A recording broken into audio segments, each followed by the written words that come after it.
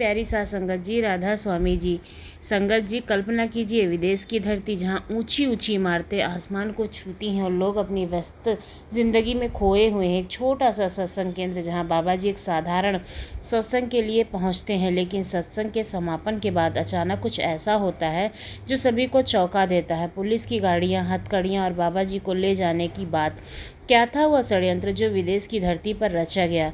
बाबा जी को कहाँ ले जाया गया और इन सब के पीछे छिपा मालिक का क्या संदेश है? विदेश के एक बड़े शहर न्यूयॉर्क ने बाहरी इलाके में एक छोटा सा राधा स्वामी सत्संग केंद्र था, जहाँ पर रविवार को कुछ सत्संगी इकट्ठा होते थे, बाबा जी की शिक्षाओं पर विचार करते और नाम का ध्यान करते। इस सत्संग केंद्र को स्थानीय भारतीय समुदाय और कुछ विदेश साधक मिल करके चलाते थे। यहाँ का माहौल सादगी भरा था। एक छोटा सा हॉल जिसमें बाबा जी की तस्वीर, कुछ कुर्सियाँ और एक माइक था। लेकिन इस बार खबर आई कि बाबा जी स्वयं इस केंद्र में सत्संग के लिए आ रहे हैं। संगत में उत्साह की लहर दौड़ गई, क्योंकि बाबा जी जहाँ जाते हैं वहाँ संगत तो खुश हो जाती है उनके दर्शन पाके। तो इसीलिए सेवादारों ने तैयारियां भी शुरू कर दी। इनमें से एक थे अमरजीत, एक युवा सत्संगी जो न्यूयॉर्क में एक टेक केयर कंपनी में काम करते थे। अमरजीत बचपन से ही राधा स्वामी मत को मानते थे, लेकिन विदेश की चकाचौंध और काम के दबाव ने उनके मन में संशय पैदा कर दिया था। वह सोचता, क्या नाम का ध्यान सचमुच मेरे जीवन को बदल सकता है? क्या बाबा जी वाकई यह शक्ति रखते हैं जो लोग कहते हैं? फिर भी सेवा का जज्बा उसे सत्संग केंद्र तक खींच लाता है। उनमें सत्संग की तैयारियों की जिम्मेदारी ली, सजावट, भोजन और बाबा जी के स्वागत की व्यवस्था। दूसरा पत्र था मार्क, एक स्थानीय पत्रकार जो सत्संग केंद्र के पास रहता था। मार्क को भारतीय आध्यात्मिक गुरुओं पर शक था। वह अक्सर ऐसी खबरें लिखता था जिनमें स्वयंभू बाबाओं को ठग बताता था। जब उसे पता चला कि बाबा जी न्यूयॉर्क आ रहे हैं तो उसने सोचा, यह मेरे लिए एक बड़ा स्कूप हो सकता है। शायद इस बाबा के पीछे कोई बड़ा घोटाला छिपा हुआ। सत्संग में शामिल होने का फैसला करता है, लेकिन उसका मकसद बाबा जी को बदनाम करना था। सत्संग का दिन आ गया। सत्संग केंद्र में सैकड़ों लोग जुटे थे। बाबा जी का स्वागत फूलों और भक्ति भजनों के साथ हुआ। उनकी सौम्य उपस्थिति में माहौल को काफ़ी रूहानी बना दिया था और बाबा जी ने सत्संग में नाम के ध्यान, सेवा की निस्वार्थता और मालिक के हुक्म पर भरोसे की बात की। उन्होंने कहा, संगत जी, दुनिया की चकाचौंध हमें भटका सकती है, लेकिन तीसरे तिल पर शब्द का ध्यान हमें मालिक से जोड़ता है। हम परिस्थितियों में मालिक का हाथ देखें। उनकी बातें अमरजीत के मन को छू गई, लेकिन उसके संयम पूरी तरह से ख़त्म नहीं हुए। मार्क भी सत्संग में शामिल हुआ, लेकिन वह पीछे की पंक्ति में बैठा था और नोट्स ले रहा था। उसने देखा कि सत्संग केंद्र के बाहर कुछ लोग खड़े थे जो स्थानीय प्रशासन के अधिकारी लग रहे थे। उसे पहले से ही शक था कि सत्संग केंद्र के पीछे कोई अवैध गतिविधियां भी हो रही हैं। दरअसल कुछ स्थानीय लोगों ने सत्संग केंद्र के खिलाफ शिकायत की थी कि यहाँ अवैध धन इकट्ठा किया जा रहा है।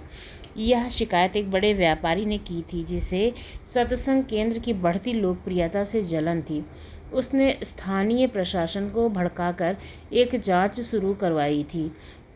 सत्संग के समापन के बाद जैसे ही बाबा जी बाहर निकले, अचानक पुलिस की गाड़ियां सत्संग केंद्र के सामने रुकी। एक अधिकारी ने आगे बढ़कर कहा, बाबा जी, आपको हमारे साथ चलना होगा। आपके खिलाफ अवैध गतिविधियों की शिकायत है। संगत में हड़कंप मच गया। अमरजीत स्तब्ध था। उसका मन कह रहा था, यह कैसे हो सकता है? बाबा जी के खिलाफ कोई गलत आरोप लगाया गया है। मार्क ने तुरंत अपना कैमरा निकाला और तस्वीरें लेना शुरू कर दिया। वो सोच रहा था, यह मेरी सबसे बड़ी खबर होगी। बाबा जी शांत रहे। उनकी मुस्कान में कोई बदलाव नहीं आया। उन्होंने संगत को संबोधित करते हुए कहा, संगत जी, मालिक का हुक्म सर्वोपरि है। अगर हमें थाने जाना है तो हम जाएंगे। मालिक का नाम हर संकट में साथ देता है। उनकी बात सुनकर संगत का हौसला बढ़ा, लेकिन अमरजीत का मन बेचैन था। उसे डर था कि यह घटना सत्संग केंद्र की बदनामी करेगी। पुलिस स्टेशन में बाबा जी ने पूछताछ शुरू हुई। अधिकारी ने कहा, हमें सूचना मिली है कि आप यहाँ अवैध धन इकट्ठा कर रहे हैं। आपके सत्संग केंद्र में विदेशी फंडिंग की बात सामने आई है। बाबा जी ने शांत स्वर में जवाब दिया, संगत जी, हमारा सत्संग केंद्र केवल मालिक के नाम की कमाई के लिए है। हमारी कोई गलत मंशा नहीं है। आप हमारे रिकॉर्ड देख सकते हैं। इसी बीच अमरजीत ने संगत के साथ मिलकर सत्संग केंद्र के दस्तावेज इकट्ठा किए।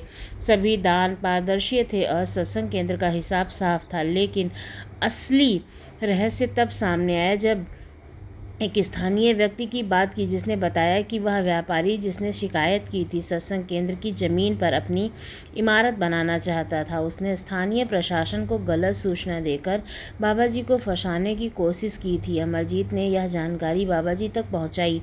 बाबा जी ने मुस्कुराकर कहा, बेटा, मालिक की मर्जी के बिना कुछ भी नहीं होता है। अगर यह साजिश है तो मालिक इसे भी हल करेगा।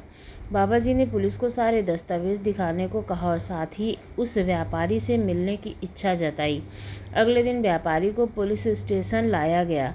बाबा जी ने उससे सिर्फ इतना कहा, बेटा, दुनिया की माया क्षणिक है। सत्य और सेवा का रास्ता ही रूहानी खजाने की ओर ले जाता है। क्या तुम्हें मालिक पर भरोसा नहीं है? उसकी बात सुनकर व्यापारी का चेहरा लज्जित हो गया था। उसने स्वीकार किया कि उसने गलत शिकायत की थी। उसने माफ़ी मांगी और सत्संग केंद्र के खिलाफ जो शिकायत की थी वो वापस ले ली। पुलिस ने बाबा जी को सम्मान के साथ रिहा कर दिया। सत्संग केंद्र की बदनामी की साजिश नाकाम रही।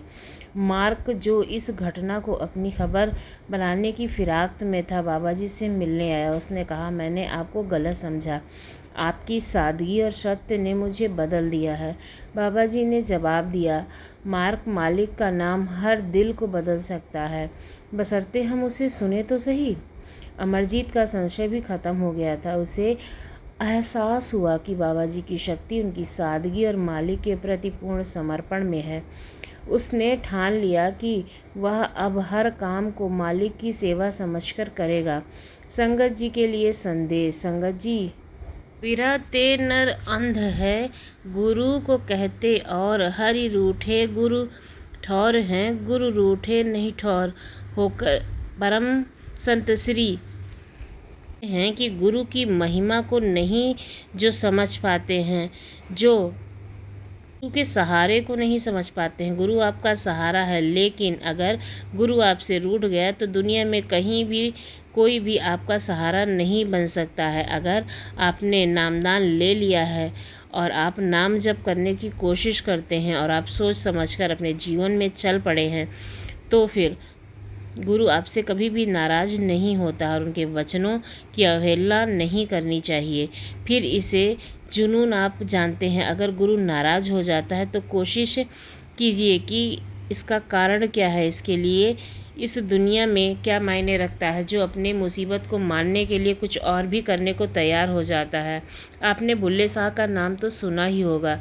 जब उनके गुरु से वो नाराज़ हो गए थे तो जिसे उन्होंने नाम की बख्शिश ली थी, फिर उनकी हालत ख़राब हो गई थी। बुल्ले शाह जी को क्या क्या करना पड़ा था, क्या नहीं किया था। ये हमें गुरु की शरण में रहना चाहिए। उनके बारे में कभी भी गलत नहीं सोचना चाहिए। वे हमारे साथ हमारे अंग संग रहते हैं। तो आप भी अगर अपने गुरु को मानते हैं तो हमारे चैनल को लाइक करें, शेयर करें, सब्सक्राइब करना ना भूलें। मिलती हूँ अगली वीडियो में, तब तक के लिए धन्यवाद।